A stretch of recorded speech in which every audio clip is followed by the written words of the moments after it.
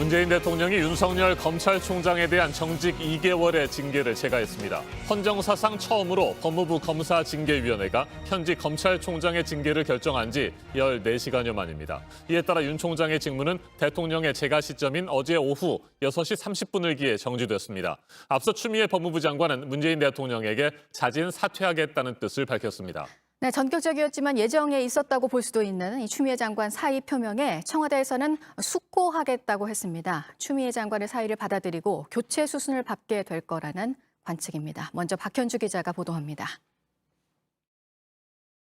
문재인 대통령은 오늘 오후 법무부 장관으로부터 검찰총장에 대한 징계위원회의 징계 의결 내용에 대한 제청을 받고 재가했습니다. 법무부 검사징계위가 윤석열 총장에 대해 2개월 정직 결정을 내린 지 약 14시간 만에 문 대통령이 이를 재가했습니다. 현직 검찰총장에 대한 징계는 헌정사상 처음입니다. 재가와 동시에 징계 효력이 발생해 앞으로 2달 동안 윤 총장은 직무를 볼 수 없습니다.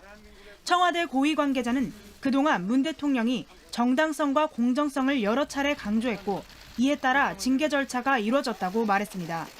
추미애 장관은 어제 오후 5시 청와대를 찾아 문 대통령에게 윤 총장 징계를 제청했습니다. 보고 시간은 1시간 남짓이었는데 이 자리에서 물러나겠다는 뜻도 밝혔습니다. 중요한 개혁 입법이 완수되면서 본인이 소임을 다했다고 판단한 것으로 보인다는 게 청와대 고위 관계자의 설명입니다. 추 장관 본인의 사의 표명과 거치 결단에 대해서도 높이 평가하며 앞으로 숙고하여 수용 여부를 판단하겠다. 문 대통령이 추 장관의 결단을 긍정적으로 평가했다는 점에서 조만간 사의를 수용할 가능성에 무게가 실립니다. 문 대통령은 검찰총장 징계를 둘러싼 혼란을 일단락짓고 법무부와 검찰의 새 출발을 기대한다고 말하기도 했습니다.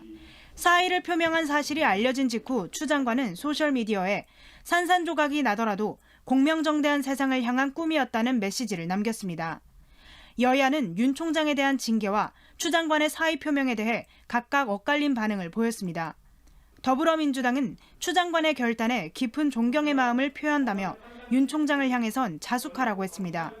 반면 국민의힘은 추 장관의 사의 표명은 윤석열 죽이기 임무 완수에 따른 당연한 퇴장이라고 했습니다. 또 윤 총장 징계에 대해선 대통령이 범죄에 가담했다고 비판했습니다.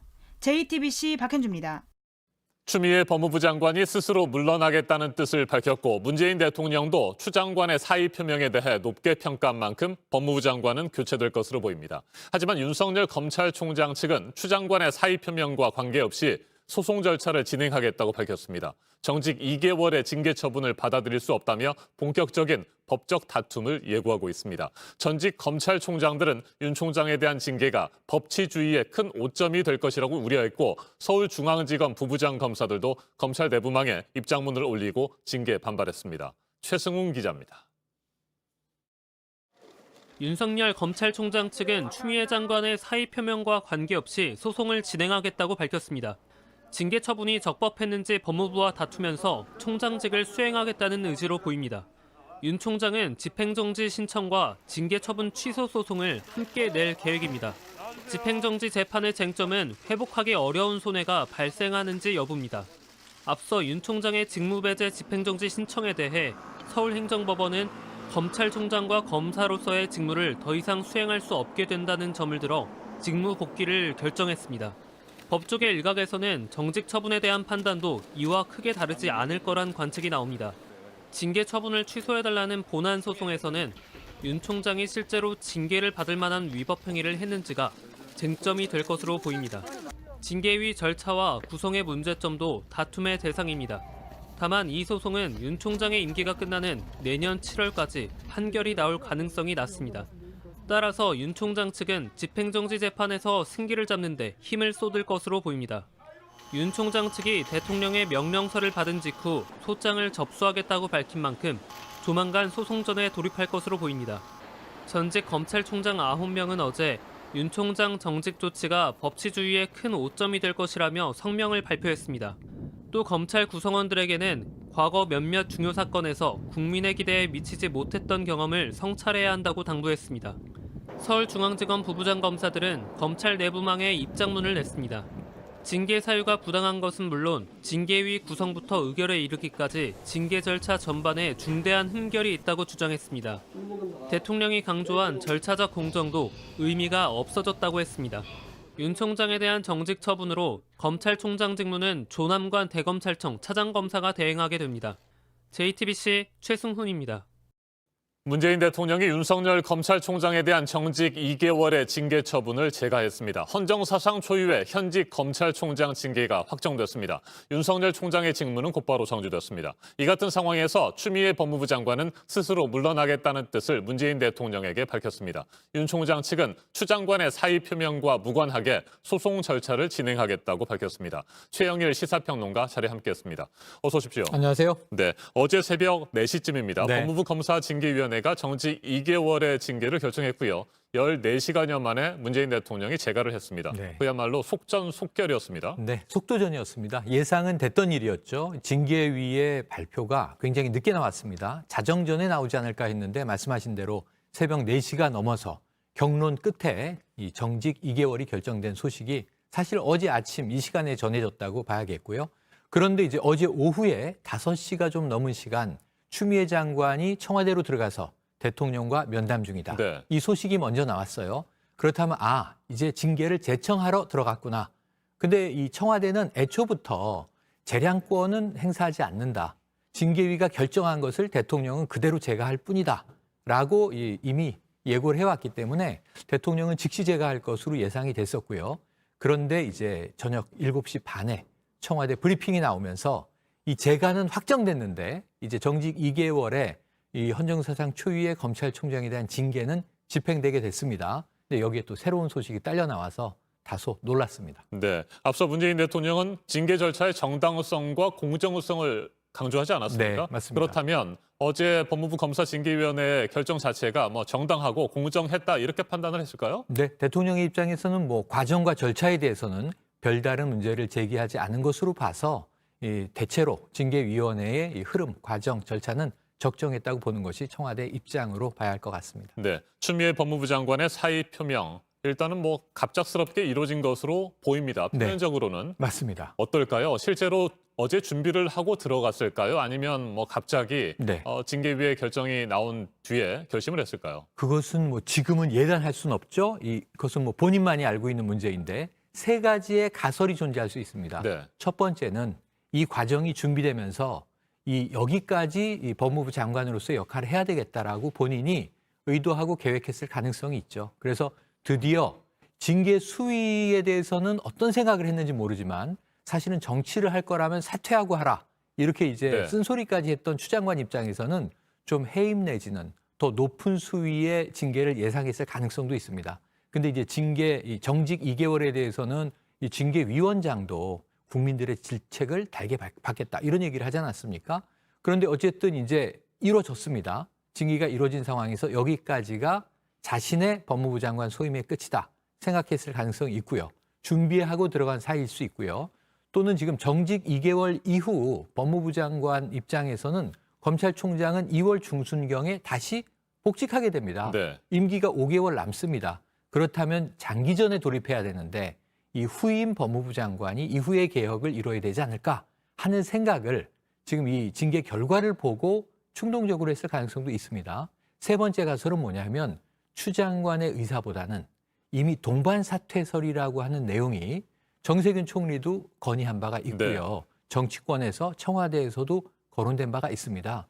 그렇다면 동반사퇴론을 이번에 감행하기 위한 청와대의 포석은 아닐까? 그것은 이제 추 장관의 개인 의사보다는 청와대의 의중이 반영된 게 아닐까 하는 가설도 있습니다. 어떤 것이 맞는지는 시간이 좀 흘러봐야 알 수 있겠습니다. 그런데 결과적으로는 동반 사퇴는 사실상 무산이 됐습니다. 맞습니다. 결국 문재인 대통령이 추미애 장관의 사표를 수리할 가능성이 현재로서는 높기 때문에 네. 법무부 장관은 교체되고 네. 윤석열 검찰총장은 정직 2개월이 끝난 뒤 다시 직무에 복귀하게 되는 그런 네. 상황이 펼쳐지는 거 아니겠습니까? 맞습니다. 그런 상황에다가 오늘 지금 이 윤 총장 측에서는 또 이 행정 본안 소송을 내겠죠. 네. 이 징계가 부당하다라는 이것을 취소해달라는 소송과 함께 일종의 가처분 신청. 그러니까 지금 이 징계 정직 2개월마저도 집행을 정지시켜달라는 신청을 낼 것이 아주 유력합니다.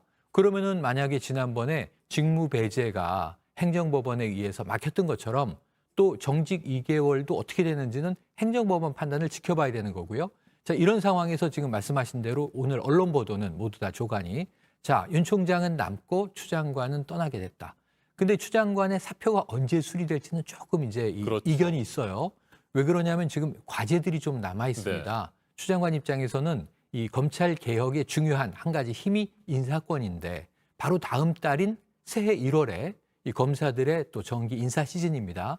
이 인사권까지 행사하지 않겠는가 하는 관측도 일부 나오고 있고요. 어제 청와대의 발표가 묘한 것이 이것이 수리도 아니고 반려도 아니에요. 아하. 그런데 이것을 숙고해서 결정하겠다고 했는데 사의를 높이 평가한다고 했습니다. 네. 그렇다면 사실은 이것을 받을 가능성이 일단 높은 것인데 청와대도 그 시점을 조율할 것 같습니다. 네.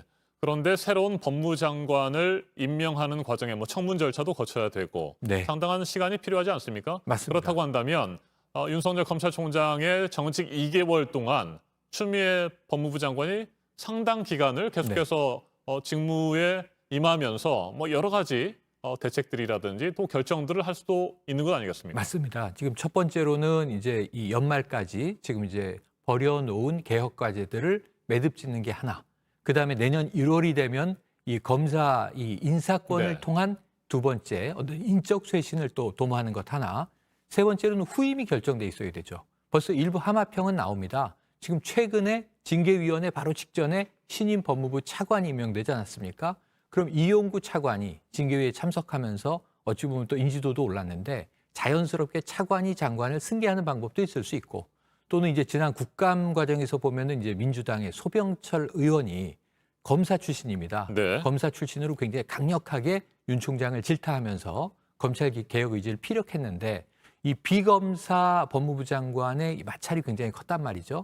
그렇다면 이번에는 검사 출신으로 검찰을 개혁할 수 있는 법무부 장관, 또 이 검사들의 반발을 무마해야 되는 과제도 있습니다. 이런 하마평이 이미 있는데 말씀하신 대로 인사청문 절차까지 거치려면 또 과정을 넘어야 하는 만큼 후임 인사까지도 좀 매듭이 지어진 상황에서 이 추 장관이 물러나기 위해서는 한두 달의 시간은 기본적으로 필요하다. 어쩌면 윤석열 총장이 복귀하는 시점과 네. 추 장관이 또 물러나는 시점이 맞닥뜨릴 수 있는 가능성도 남아 있습니다.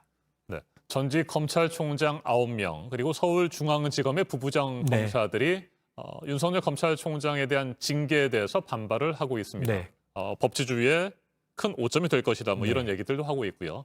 검찰 내부의 반발 어느 정도나 될 것으로 예상하세요? 그러니까 이게 어느 정도에서 수습할 수 있겠는가가 추 장관의 이제 마지막 남은 과제일 수 있고 네. 그래서 이 사의 카드까지 꺼낸 것 아닐까. 자, 나는 이 헌정사상 초유의 검찰총장 징계까지 관철했지만 여기에 대한 또 책임도 지고 물러나니까 이제 검찰 조직은 이 부분에 대해서는 받아들여 달라라고 하는 뉘앙스가 담겨 있는 대목이기도 합니다.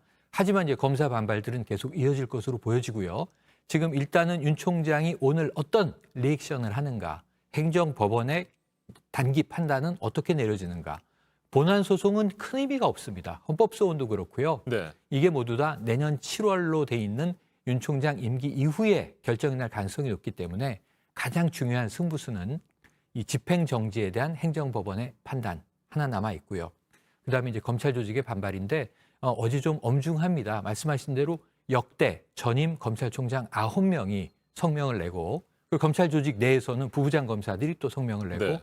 민주주의와 법치주의의 오점이다. 부당한 징계다라고 하는 입장을 강하게 밝혔기 때문에 또 일선 검사들의 동요도 당분간은 이어질 것으로 보여집니다. 네. 말씀하신 대로 본안 소송보다는 윤석열 검찰총장 측이 제기할 집행정지 신청에 대해서 법원이 어떤 판단을 내릴 것이냐 이게 제일 중요한 것 같습니다. 맞습니다. 그런데 앞서 직무 배제 집행정지 신청에 있어서는 서울행정법원이 윤 총장 측에 손을 들어줬던 겁니다. 이 네. 부분도 굉장히 중요한 뭐 맞습니다. 근거라든지 판단의 기준이 될 것 같은데 네. 어떻게 전망하세요? 자, 오늘 출근하지 않고 네. 오늘부터 이제 이 정직이 시작되는 거죠. 그럼 2월 중순까지가 정직이 되는 것인데 오늘 만약에 이제 소송 제기하고 신청도 제기했을 때 근일 내에 잡힙니다. 지난번에 닷새 이내에 잡혔거든요. 통상 일주일 내에는 잡히니까 빠르면 이번 주, 늦으면 다음 주 초에 아마 월요일 잡힐 가능성이 있습니다. 신청에 대한 심의를 해서 만약에 윤 총장에 대한 정직 2개월이 부당하다. 또 이 회복할 수 없는 피해를 야기할 수 있다. 그냥 직을 유지하시오. 그럼 사실 징계가 무력화되는 상황입니다. 본안 소송에 다투는 건 시간상 큰 실효성이 없고요. 자, 그러면은 이제 추미애 장관 사이가 제동이 걸리게 될 가능성이 있습니다. 이 끝나지 않은 갈등과 또 격돌이 되는 것이죠. 3라운드는 어떻게 될지는 아무도 모릅니다. 그런데 문제는 정직 2개월이 또 이 묘수가 될 수 있습니다. 정직이 6개월이거나 해임이면 이건 문제가 있다 하고 인용할 수 있지만 정직 2개월 정도면 임기도 유지가 되는 거거든요. 5개월 임기를 또 돌아와서 7월까지 계속 수행해야 되고요. 그렇다면 이 정도는 징계로 내려질 수 있다. 기각하게 되면 정직 2개월이 시작되고 추 장관의 이제 사퇴 이후에 이 프로젝트가 가동되게 되는데 여기에 대해서는 우리가 계속 지켜볼 대목입니다. 알겠습니다. 오늘 여기까지 듣겠습니다. 최영일 시사평론가였습니다. 말씀 잘 들었습니다. 고맙습니다.